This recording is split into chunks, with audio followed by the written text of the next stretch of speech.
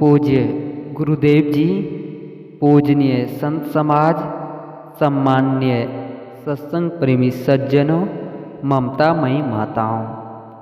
संसार में किसी से पूछा जाए आपका कोई दुश्मन है या नहीं, तो कोई बिरला व्यक्ति मिलेगा जो कहेगा कि हमारा कोई दुश्मन नहीं है।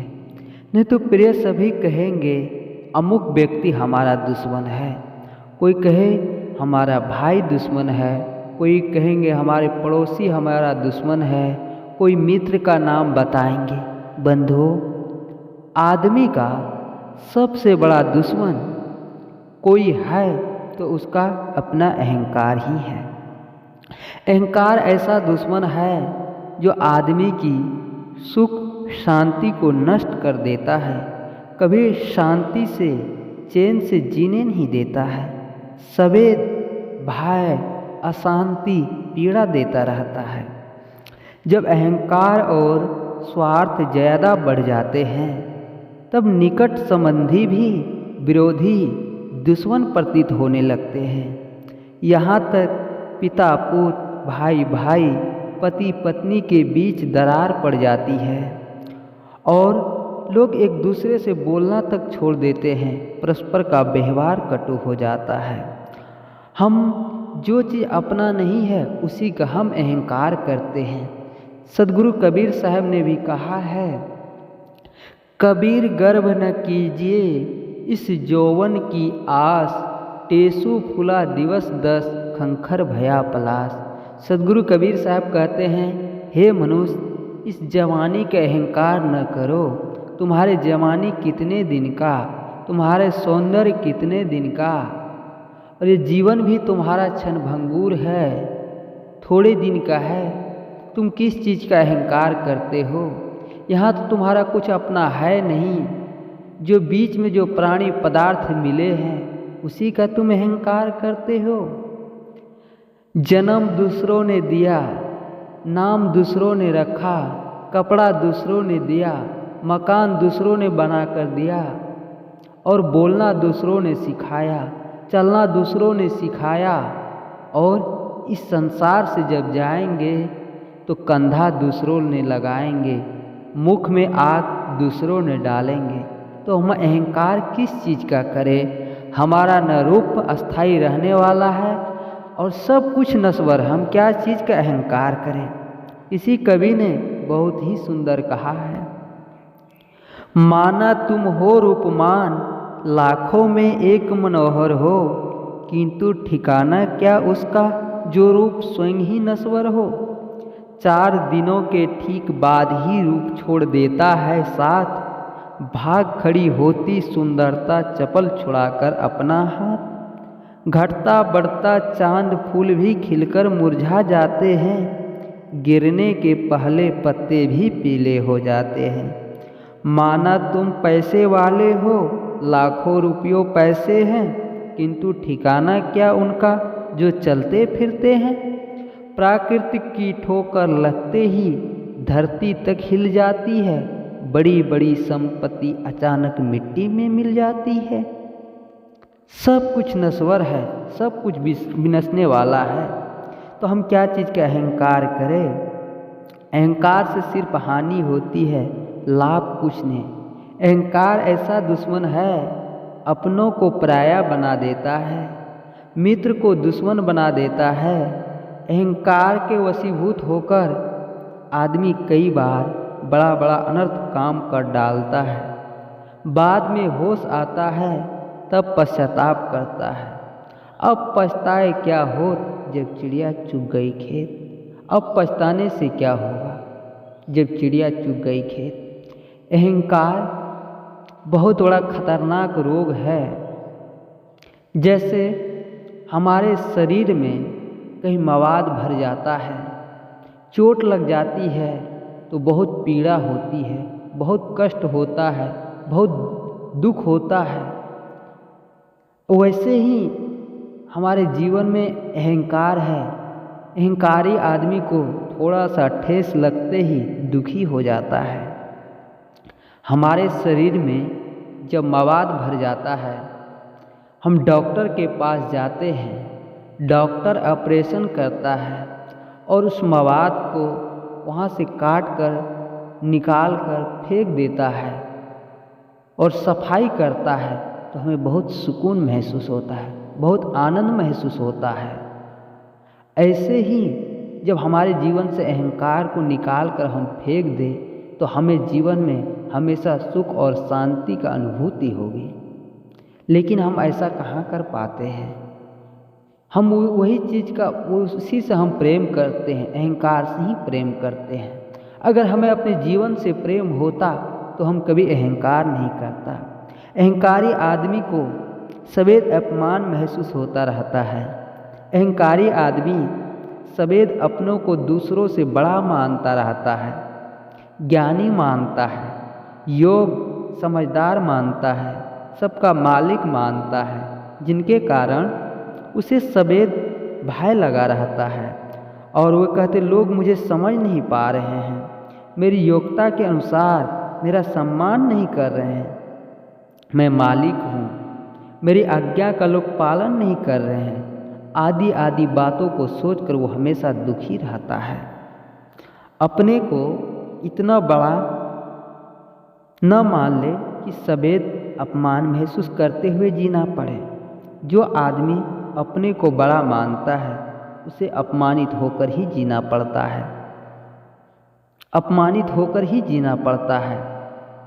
आदमी को सवेद विनम्र होकर जीना चाहिए, मालिक होकर नहीं। अपने को सेवक समझना चाहिए। हम जितना विनम्रता से रहेंगे तो हमें जीवन में उतना सुख और शांति की अनुभूति होगी। देखिए, आटा नरम होकर ही रोटी बनती है, पूड़ी बनती है। सोना नरम होकर ही कोई आभूषण बनती है। ऐसे ही जब हमारे जीवन में विनम्रता आ जाए, श्रद्धा आ जाए, समर्पण आ जाए, हम सेवक समझे तो हम सबका प्यारे हो जाएंगे।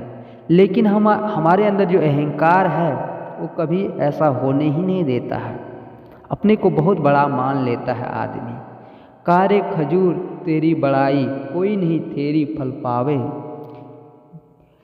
खजूर बहुत ऊंचाई, बहुत बड़े होते खजूर, बहुत कारे खजूर तेरी बड़ाई। हे मनुष्य, अगर तुम मनुष्य का शरीर धारण किए हो, तुम्हारे अंदर सद्गुण, सदाचार, मानवता और इंसानियत का फूल नहीं है तो मनुष्य शरीर पाकर तुमने क्या किया? तुमने तो धोखे में जन्म को खो दिया है। अहंकार बहुत बड़ा दुश्मन है आदमी को और इस अहंकार को त्यागना चाहिए। मुझे एक कहानी याद आती है। एक आदमी बड़ा अहंकारी था, हर क्षण अकड़ कर ही बात करता था। वह जब भी अपनी पत्नी से, बच्चे से, माता पिता से बात करता था बड़े रुबाब से। हर क्षण सबको डांटना, कटु कहना उनका स्वभाव बन गया था। परिवार वाले सवेद उससे परेशान रहते थे। एक दिन वह अपनी पत्नी से कहता है, आज मित्र के घर में भोजन है और मुझे आमंत्रित किए हैं, मुझे वहाँ जाना है। आज मैं नहीं आ पाऊँगा, कल सुबह ही आ पाऊँगा। पत्नी कहती है, इतनी जल्दी क्यों? बहुत दिन हो गए अपने मित्र के घर नहीं गए हैं, जाइए 2-4 दिन रह लीजिएगा, फिर और घूमने की इच्छा हो तो चले जाइएगा, जाइए 2-3 महीने में घूम कर आइए। वह आदमी अपनी पत्नी से कहता है, यदि मैं इतने दिन के लिए चला जाऊंगा, तुम लोग मेरे बिना कैसे रहोगे? पत्नी कहती है, जितने दिन आप घर से बाहर रहेंगे उतने दिन हम लोग बड़ी शांति से रहेंगे, बड़ा आनंद महसूस होगा, चैन की नींद लेंगे। आप घर में रहते हैं तो हम सबको डांटते रहते हैं, बात बात में कटु कहते रहते हैं। आपको देखकर तो हम सबको लगता है कि आप जेलर हैं और हम सब कोई बड़े अपराधी हैं, जिसके कारण हम सब जेल में बंद सजा भोग रहे हैं। बंधुओं, जिस पत्नी को पति जेलर के समान लगे, जिस बच्चे को माता पिता जेलर के समान लगे, क्या वे भी कोई इंसान है? कभी इंसान। इसलिए पति को पति बनकर, पिता को पिता बनकर और पूत को पूत बनकर ही घर में रहना चाहिए, जिससे अहंकार का कभी जन्म ही न हो। जब आदमी अपने को पद और अधिकार से जोड़ लेता है तब उसे अहंकार आने लगता है। जिस व्यक्ति को पति जेलर के समान लगे, पत्नी जेलर के समान लगे, क्या वे घर में कभी सुख और शांति का अनुभव हो सकता है? वहाँ पलने वाले बच्चे कैसे संस्कारित होंगे? अहंकार से सिर्फ हानि होती है। इसलिए सद्गुरु कबीर साहब ने भी कहा है, अहंकार से 3 नासो धन वैभव वंश, अपनी आंखें देख लो रावण कौरव कंस। रावण का विनाश क्यों हुआ? सिर्फ अहंकार के कारण। सभासदों ने आपस में मीटिंग करके रावण को सलाह दिया कि महाराज, सीता राम को सम्मानपूर्वक लौटा दिया जाए और राम से क्षमा मांग लिया जाए, इसी में आपकी और लंका की भलाई है। तब रावण ने अहंकार पूर्वक गरजते हुए कहा था कि मैं टूट सकता हूँ, झुक नहीं सकता हूँ, यह मेरा स्वभाव है। अंत में परिणाम वही हुआ, रावण सहित लंका टूट गई। एक अहंकार ने रावण सहित उनके कुल को मिट्टी में मिला दिया। कुल में दीपक जलाने वाला कोई नहीं बचा। कौरवों का विनाश क्यों हुआ? सब महाभारत का कहानी जानते ही है। कौरवों का विनाश क्यों हुआ? सिर्फ अहंकार के कारण। शारीरिक बल, सौंदर्य बल, आर्थिक बल के कारण अहंकार ने कौरवों को मिट्टी में मिला दिया। शर्त के अनुसार पांडवों को 12 वर्ष वनवास और 1 वर्ष अज्ञातवास करने के बाद भी दुर्योधन ने कहा, बिना युद्ध के सुई के नोक बराबर जमीन पांडवों को नहीं दूंगा। यह बात हस्तिनापुर के युवराज दुर्योधन ने, उनका अहंकार बोल रहा था। बहुत मनाने के बाद भी वही हुआ जो दुर्योधन चाहता था। युद्ध हुआ, युद्ध में विनाश हुआ। अहंकार कभी किसी की सुरक्षा नहीं करता है, सिर्फ विनाश की ओर ले जाता है। जिन्होंने धन का, पद का, बल का अहंकार किया, उनका बहुत जल्दी ही पतन हुआ। कंस को भी अपने बल का बहुत अहंकार था। अपने पिता को ही जेल में डालकर राजा बना और मनमानी अत्याचार करना शुरू किया। अंत में वे भी कृष्ण के द्वारे मारे गए। ये सब क्या अहंकार का ही कारण है। हम अहंकार को कभी अपने जीवन में न लाने का प्रयास करें। सवेद हम विनम्र बनकर जिए। अहंकार आदमी का बहुत बड़ा दुश्मन है, जो आदमी को सवेद पतन की ओर ले जाता है। हर क्षण अपने अंदर देखे, किसी कारणवश अहंकार तो पैदा नहीं हो रहा है। जैसे कि अहंकार पैदा हो, उसी समय विवेक से नष्ट कर देना चाहिए, उसे बढ़ावा नहीं देना चाहिए। सवेद सावधान रहे। जो आदमी अहंकार को नष्ट कर देता है, उसे जीवन में अपने आप विनम्रता, कोमलता, सरलता आ जाती है। ऐसा आदमी सबको प्रिय हो जाता है। ऐसे आदमी को लोग बहुत सम्मान करते हैं, लोग उनका आदर्श लेते हैं। ऐसे आदमी संसार से चले जाने के बाद भी लोग के दिल से भुला नहीं पाते हैं। जिसके लिए उदाहरण बुद्ध, कबीर, महावीर है, महात्मा गांधी है, सुकरात है, तुकाराम है। अनेक महापुरुषों का हम देख सकते हैं, कितने विनम्र थे, कितने झुक कर जीते थे। हम भी झुक कर जिए। जिस पेड़ में फल लगा होता है, वही आदमी जाकर पत्थर मारता है। ऐसे ही अगर हमारे जीवन में दुख तकलीफ़ें आ रही है, तो हमारे किए हुए कर्मों का फल मिल रहा है, हमने जो किए हैं। जिस पेड़ में फल पौधे लगे हुए हैं, आदमी वहाँ जाकर सुकून महसूस करता है, आनंद महसूस करता है।